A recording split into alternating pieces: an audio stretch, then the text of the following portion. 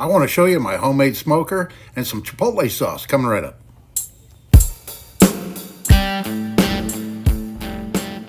Right, here we are out in my little grill garden, taking a look at my homemade smoker. And here's a quick first look at it. And I've had it running right at this point for about an hour. It's running about 200, a little under 250 degrees. And we've got some nice smoke. And here it is. Smoking a pork shoulder today on my homemade smoker.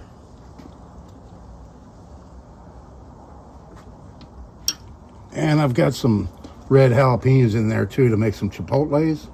I'm going to make some chipotle salsa or something like that with it.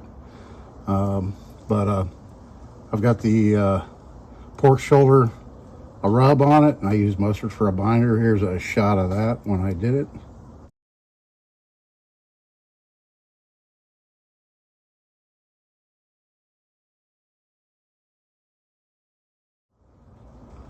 All right, now I'll talk a little bit about this smoker. So this is an indirect smoker. It's not an offset. I contemplated making it an offset with a separate firebox off to this side, but it would take up a lot more room, and I don't have that much room here. So I chose to just go with an indirect. So I have a small stainless steel basket that I made that sits inside right by the air intake, and that's where I contain the fire at. And you can kind of move it around. I've got a thermometer over here too to get the temperature on this side, which always runs a little bit cooler. This is what I'm burning in it right here. And it's just chunks of live oak that I cut up. And I just throw a chunk in every once in a while. So a shoulder about this size right here. Let me close it up, conserve the heat. One this size, I'll probably smoke it for about 10 to 12 hours. Over here is my air intake adjustment. I just welded a piece of square tubing here and then made this little damper here to adjust the air and to run it to keep it around 225 to 250. I usually just have it cracked open about that much. And I made this out of just an old air compressor tank and parts from other grills. I made this rack here out of teak. That was a frame off of another grill that I had. And I keep my chimney starters down there. The Weber one I bought, and then the other one to the right, the smaller one I made. And primarily I just use that one for my yakitori grill that I showed in another video. And then up here on top, on the smokestack, I can cut this back here too. Made this little butterfly deal here where I can adjust the air intake and the smoke output. And it does really well as far as adjusting temperature and don't have any leaks. It's been sitting outside now. I think I made this about 10 years ago. And it's been sitting right here ever since. And it's holding up really well. I just put a fresh coat of just pork fat over the paint. Right here, it's going to need a paint job here maybe in a year or two. I'll have to, strip it, repaint it, touch it up. But just keeping that coat of oil on it really helps preserve it when it's sitting out in the weather, in the elements like this. So we'll get back to you in a little bit when this gets a little more cooked. Okay, we are 8 hours into this smoke, and I've had no trouble keeping it at 250 degrees. And that's our progress.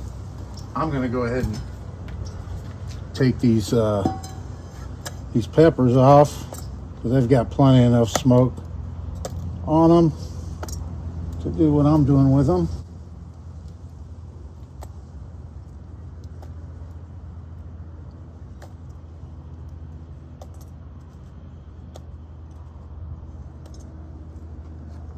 And then I'll get my meat thermometer and I'll see where we're at. I'm shooting for about 200 to 205 on this, and then it'll pull apart real easy. Okay, after about 12 hours, I went ahead and pulled it. I was getting impatient. It really needed to cook longer, and I ended up cooking it longer. But I thought I'd leave this clip in here to show you what it looked like when I first pulled it off and let it rest for a little while. Good idea to let it rest at least for an hour or so. It got a good smoke ring in it. You could see that in this shot right here. Plenty of smoke flavor, but I ended up cooking it longer so that it would pull apart. And moving on to the Chipotle hot sauce that I made. I rehydrated some minced onions there in that bowl. I just put minced onions in there with some water to rehydrate them. Normally I would use fresh onions, but I just wanted to whip this out pretty quick, so I used dehydrated.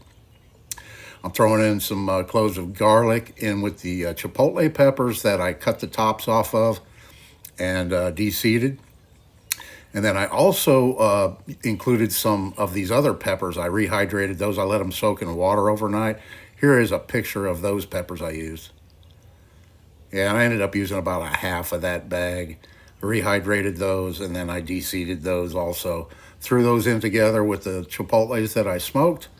Let it simmer with the garlic and everything. And then here it is after it's simmered for a little while. Sorry about the shoddy camera work here. This is a can of diced tomatoes. It's the smaller can, not the large can. And I just dump those in and then give that a good stir. I think I ended up cooking this for about an hour altogether, you know, simmered for an hour.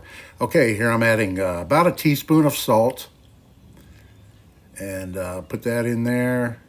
And then I've got about 2 tablespoons of Spanish paprika. And I throw that in there. And then what's next? Next is a couple of tablespoons of brown sugar. Put in there to help cut down the acidity a little bit. I don't use a lot of sugar in my cooking. I use honey as a substitute a lot of times, but in this case, I used a couple tablespoons of brown sugar. I make this different every time I make it. Here's one of the larger size cans of tomato paste. If it was a small can, if I had the small can, I probably would have used the whole thing. But all I had on hand was a larger can, so I used about half of it. And then the other half, I actually made some barbecue sauce with it. And then I just stir that in real good. And we're going to let it simmer for, I think, another half an hour or so at this point. But right now I'm testing the garlic cloves that I put in there to see how they are, and they're nice and cooked, and they're mushing up real nice, so they're plenty done. So yeah, this is a great sauce. It's really easy to make, and you know, in a batch like this will last us for quite a while. So yeah, put the lid back on it. Oh no, I'm adding something else here. Apple cider vinegar, about a half a cup. Yeah, I could use it a little bit more, but half a cup seemed to be okay when I tested it later. I ended up not adjusting this at all when I got it done. Sometimes I'll add a little bit more of 1 or 2 ingredients, you know, after I've blended it up. But and that part's coming up here soon where I blend it. But yeah, just kind of stir it around a little bit, and then we're going to put the lid back on it and let her simmer for a while longer.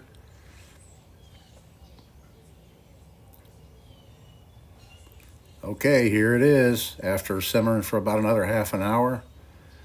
Everything's looking good and done. So I'm just checking it right now to make sure everything looks good. And then I'm gonna grab my handy dandy wand mixer, wand blender, whatever you call that thing. And I'm doing a voiceover on this part of the video because this sound is really annoying right here. The sound of this blender running is not very pleasant to the ears. So I opted to just do a voiceover and show you. But yeah, I just took it off the heat and then go around with the wand mixer and grind everything up nice and smooth, puree everything. And at this point right here, I'll check for the consistency that I want. And if it's a little bit thin, I'll actually mix up a little bit of cornstarch slurry and add that to it, and then heat it back up to get it to the consistency I like. Because when I make my homemade sauces, I'll make them fairly thick. I don't like it really loose. A lot of times I'll make a thicker type sauce. So this is perfect sauce to throw on scrambled eggs or anything you use like a salsa or hot sauce for, you know. But yeah, get it all nice and ground up real good. And now we're ready to start bottling this stuff up. Before you bottle it, just give it a taste. And if you need to add anything like powdered garlic or onion powder or anything, you know, a little bit more salt or anything like that, you know, it's a good time to do it. You don't have to heat it back up again using that stuff. And then I just save old hot sauce bottles. And I have some that I bought, but I'll save, you know, Crystal or Frank's Red Hot or whatever bottles, and then just, you know, put my own label on them and use a funnel and bottle the stuff up. And I refrigerate it. I know a lot of hot sauces, I don't have that much vinegar in there. I guess if I put more vinegar in it, I wouldn't worry about it so much, but I always just keep it refrigerated, and it lasts for a long time. I've never had any of my homemade hot sauces go bad on me storing them in the refrigerator. I have fermented some hot sauces in the past. I didn't do it on this one here. I just wanted to get it done quick, but maybe I'll do a video in the future on some fermented hot sauce next time I make a batch of that. And I don't ferment it for too terribly long, usually like 4 or 5 days or something. So I just filled up a couple of the smaller hot sauce bottles, and then the leftovers I just put in this mason jar, and then I can refill the other bottles with the from the mason jar, you know, as they get empty.